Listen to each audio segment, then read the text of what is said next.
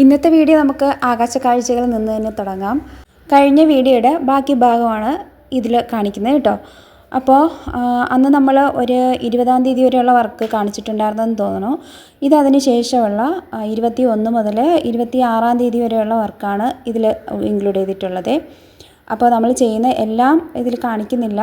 കുറച്ച് വീഡിയോ ക്ലിപ്പൊക്കെ ഉൾപ്പെടുത്തിക്കൊണ്ടാണ് ഈ ഒരു വീഡിയോ ചെയ്യുന്നത്. അപ്പോൾ ഇതിപ്പോൾ നമ്മൾ 20-ാം തീയതിയാണ്. അപ്പോൾ അന്നത്തെ ദിവസം ബേക്കിങ്ങും നടക്കുന്നുണ്ട്, അതുപോലെ തന്നെ ഫ്രോസ്റ്റിങ്ങും നടക്കുന്നുണ്ട്. കൂടുതലും ഫ്രോസ്റ്റിംഗ് ആണ്. കൂടുതലും എന്നും പറയാൻ പറ്റില്ല, രണ്ടും ഒരുപോലെ തന്നെ നടക്കുന്നുണ്ട്. അപ്പോൾ ബേക്ക് ചെയ്യാൻ വെച്ച ശേഷം ഇങ്ങനെ ഫ്രോസ്റ്റ് ചെയ്തുകൊണ്ടിരിക്കുകയാണ് കേട്ടോ. അപ്പോൾ നമുക്ക് 20-ാം തീയതിയും 21-ാം തീയതിയൊക്കെ അത്യാവശ്യം നല്ല ഓർഡർ കൊടുക്കാറുണ്ട്. എത്രത്തോളമൊക്കെ കൊടുക്കാറുണ്ടെന്നുള്ളത് ഒരു ഓർമ്മയില്ല. എനിക്ക് തോന്നുന്നു ഒരു 10 kg പുറത്ത് നമുക്ക് കൊടുക്കാനുണ്ട്. അപ്പോൾ ആ ഒരു വർക്കാണ് ചെയ്തുകൊണ്ടിരിക്കുന്നത്. എല്ലാം 1 kg വരുന്ന കേക്കുകളാണ് കൊടുക്കേണ്ടത്. ഇതിനിടയ്ക്ക് ഓർഡർ വരാത്ത കേക്കുകളും കൊടുക്കുന്നുണ്ട്. അപ്പോഴപ്പോഴാണ് വന്ന് വാങ്ങിയിട്ട് പോകുന്നതുണ്ട്. പിന്നെ പ്ലം കേക്കിൻ്റെ വർക്കുണ്ട്. അപ്പോൾ ഇതെല്ലാം ഇങ്ങനെ നടന്നുകൊണ്ടിരിക്കുകയാണ്. ക്രിസ്മസ് ടൈമിൽ നമുക്ക് കൂടുതലും കിട്ടുന്നത് വൈറ്റ് ഫോറസ്റ്റ്, ഇല്ലെന്നുണ്ടെങ്കിൽ വാനില കേക്കോ ബ്ലാക്ക് ഫോറസ്റ്റ്, ബട്ടർ സ്കോച്ച് ഇങ്ങനെയുള്ള ഫ്ലേവർ ആയിരിക്കും കേട്ടോ കൂടുതലും നമുക്ക് ഓർഡറായിട്ട് കിട്ടുന്നത്.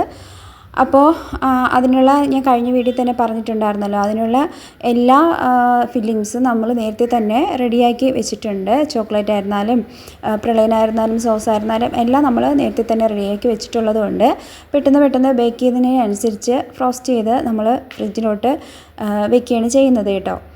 ഈ ഒരു ടൈമിൽ സ്റ്റോറേജിൻ്റെ കാര്യം കുറച്ചൊരു ബുദ്ധിമുട്ടാണ്.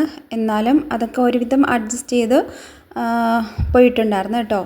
ഇതിപ്പോൾ നമ്മൾ പ്ലം കേക്കിന് വേണ്ടിയിട്ട് ഒന്ന് സോക്ക് ചെയ്ത് വെക്കുന്നതാണ്. കഴിഞ്ഞ വർഷത്തെ സോക്കിംഗ് ഒക്കെ ആ ഒരു ദിവസം കഴിഞ്ഞിട്ടുണ്ടായിരുന്നു. അപ്പോൾ പിറ്റേന്ന് മുതൽ കേക്ക് ചെയ്യാൻ വേണ്ടിയിട്ടാണ് ഈ ഒരു സോക്കിംഗ് ചെയ്യുന്നത്.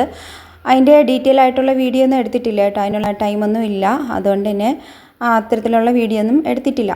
പിന്നെ നമ്മുടെ സബ്സ്ക്രൈബേഴ്സ് പ്ലം കേക്കിൻ്റെ റേറ്റൊക്കെ ചോദിക്കുന്നുണ്ട്. ഞാനതൊരു ആൻസർ പറയാത്തതെന്ന് പറഞ്ഞാൽ എല്ലാ സ്ഥലങ്ങളിലും ഒരുപോലെ ആയിരിക്കത്തില്ല പ്ലം കേക്കിൻ്റെ റേറ്റ് വരുന്നത്. അതുപോലെ തന്നെ നമ്മൾ എടുക്കുന്ന ഡ്രൈ ഫ്രൂട്ട്സിൻ്റെ ക്വാളിറ്റി അതിൻ്റെ ക്വാണ്ടിറ്റി ആ ഒരു ലെവല് ഇതൊക്കെ വെച്ചിട്ടായിരിക്കും ആ ഒരു പ്ലം കേക്കിൻ്റെ റേറ്റ് ഫിക്സ് ചെയ്യുന്നത്. അപ്പോൾ ഞാനിവിടെ റിച്ച് പ്ലം കേക്കിന് കുറച്ച് ക്വാണ്ടിറ്റി കൂടുതലാണ്. രണ്ടും സോക്കിങ് സെയിം ആണ് ചെയ്ത് വെച്ചിട്ടുള്ളത്. അപ്പോൾ ക്വാണ്ടിറ്റി കൂടുന്നതിനനുസരിച്ചാണ് അതിൻ്റെ ഒരു റേറ്റ് എടുക്കുന്നത്. പിന്നെ ഞാൻ സോക്ക് ചെയ്യുന്നതെന്ന് പറഞ്ഞാൽ എല്ലാം 1 kg ആണ് എടുക്കുന്നത്. ഞാൻ എടുക്കുന്ന എല്ലാ ഡ്രൈ ഫ്രൂട്ട്സിൽ നിന്നും 1 kg വീതമാണ് ഓരോ ഡ്രൈ ഫ്രൂട്ട്സ് എടുക്കുന്നത്. ഇപ്പോൾ ഡേറ്റ്സ്, ചെറി, റേസിൻസ്, പിന്നെ ടൂട്ടി ഫ്രൂട്ടി ഇതെല്ലാം 1 kg വെച്ചെടുക്കും.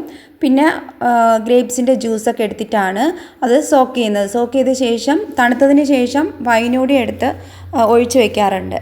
അപ്പോൾ ആ ഒരു രീതിയിലാണ് സോക്ക് ചെയ്യുന്നത്. അപ്പോൾ ഞാൻ വാങ്ങുന്ന റേറ്റ് എന്ന് പറയുമ്പോൾ റിച്ച് പ്ലം കേക്കിന് 700 രൂപയാണ് നമ്മളിവിടെ വാങ്ങുന്നത്.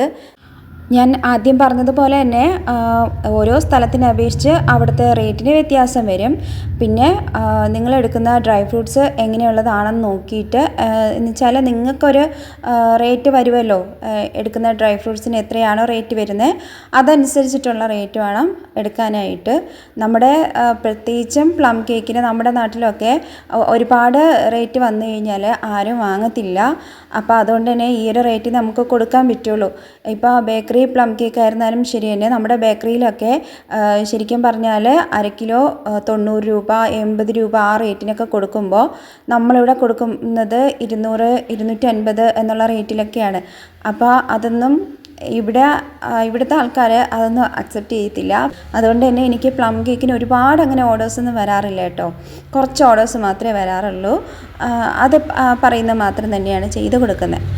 അപ്പോൾ ഇതിപ്പോൾ നമ്മുടെ കേക്കൊക്കെ ഏതാണ്ട് നമുക്ക് 23-ാം തീയതി കൊടുക്കാനുള്ള കേക്കുകളായിരുന്നു നേരത്തെ റൂമിലോട്ട് മാറ്റിക്കൊണ്ടിരുന്നത്.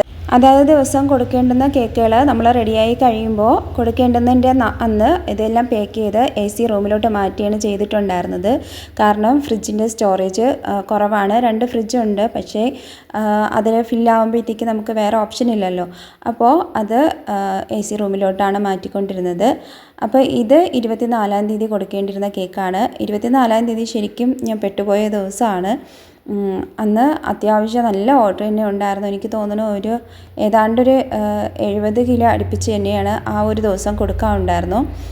അപ്പോൾ അതൊക്കെ നമ്മളിതുപോലെ സ്റ്റോർ ചെയ്യാൻ വേണ്ടിയിട്ട് ഫ്രിഡ്ജിൽ സ്ഥലമില്ലാത്തത് കൊണ്ട് റൂമിലോട്ടാണ് മാറ്റിയിരുന്നത്. കാരണം പിറ്റേ ദിവസം ഇതിപ്പോൾ 24-ാം തീയതി രാവിലെ കൊടുക്കേണ്ട കേക്കുകളാണ്. അടുത്ത ഉച്ചയ്ക്കും വൈകുന്നേരമായിട്ട് കൊടുക്കേണ്ട കേക്കുകൾ നമുക്ക് ഫ്രിഡ്ജിൽ സ്റ്റോർ ചെയ്യാൻ വേണ്ടിയിട്ട് ഇതെല്ലാം പാക്ക് ചെയ്ത് റൂമിലോട്ട് മാറ്റിക്കൊണ്ടിരിക്കുന്നതാണ് കേട്ടോ. പിന്നെ ഇത് ഫ്രിഡ്ജിനകത്ത് നന്നായിട്ട് സെറ്റായ ശേഷമാണ് നമ്മളത് പാക്ക് ചെയ്ത് റൂമിലോട്ട് മാറ്റുന്നത്. AC ആണെങ്കിലും ഫുൾ കൂളിംഗ് കൊടുത്തിട്ടാണ് ഇട്ടിട്ടുള്ളത് കേട്ടോ. പിന്നെ ഒരു കാര്യം ശ്രദ്ധിക്കേണ്ടത്, ഇത് റൂമിലോട്ട് മാറ്റിയിട്ടുണ്ടെങ്കിലും ഇടയ്ക്കിടയ്ക്ക് വന്ന് ചെക്ക് ചെയ്യണം. എന്തെങ്കിലും ഉറുമ്പോ എന്തെങ്കിലും വരണുണ്ടോ എന്നുള്ളത് ചെക്ക് ചെയ്യണം. കഴിഞ്ഞതിൻ്റെ മുമ്പിലത്തെ തവണ ഞാനിതേപോലെ റൂമിലോട്ട് വെച്ചിട്ടുണ്ടായിരുന്നപ്പോൾ ഇടയ്ക്ക് ഞാൻ വന്ന് നോക്കിയപ്പോൾ ഉറുമ്പ് കയറാൻ തുടങ്ങിയിട്ടുണ്ടായിരുന്നു. ഇങ്ങനെ കേക്കിലോട്ട് കയറിയില്ല, പക്ഷേ ഇതിൻ്റെ മണം വന്നിട്ടായിരിക്കും ചിലപ്പോൾ ഉറുമ്പ് കയറുന്നുണ്ടായിരുന്നു.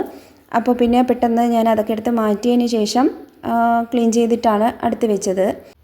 ഇനി നമുക്ക് അന്നത്തെ ദിവസം വൈകുന്നേരം കൊടുക്കാനുള്ള കേക്കുകളാണ്. അത് ഇനി ഫ്രോസ്റ്റിംഗ് തുടങ്ങുന്നതേ ഉള്ളൂ.